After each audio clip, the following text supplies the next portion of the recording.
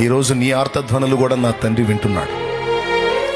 నువ్వు దేనికోసం ఆర్తధ్వని చేస్తున్నావో, దేనికోసం అంగలారుస్తున్నావో, దేనికోసం నువ్వు మొర్రపెట్టుకుంటున్నావో, ఏడుస్తున్నావో, మొత్తం ఆయన సన్నిధిలో ఉన్నాయి. వినడనుకోవద్దు, పట్టించుకోడనుకోవద్దు, వాటిని వదిలి దాటిపోతాడు అనుకోవద్దు. అవన్నీ ఆయన దగ్గర జ్ఞాపకార్థంగా ఉన్నాయి. తప్పకుండా నీకు సమాధానం ఇస్తాడు ఆయన. చెప్పు, స్తోత్రం చెప్పు విశ్వాసంతో. ఖచ్చితంగా జవాబులు ఉంటాయి.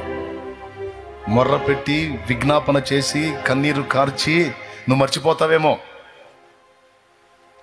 ఆయన మర్చిపోడు. అన్ని గుర్తుపెట్టుకుంటాడు. నువ్వు అడిగినయే కాదు, నువ్వు అడగని వాటిని కూడా నీకు సిద్ధపరిచి ఉంచాడు. ఇంకా చెప్పాలంటే నువ్వు అడిగిన దానికంటే, ఊహించిన దానికంటే అత్యధికంగా నీకు ఇవ్వబోతున్నాడు ఆయన. నమ్మిన వాళ్ళంతా స్వతంత్రించుకుంటారు, అనుమానించిన వాళ్ళు ఏది పొందలేరు.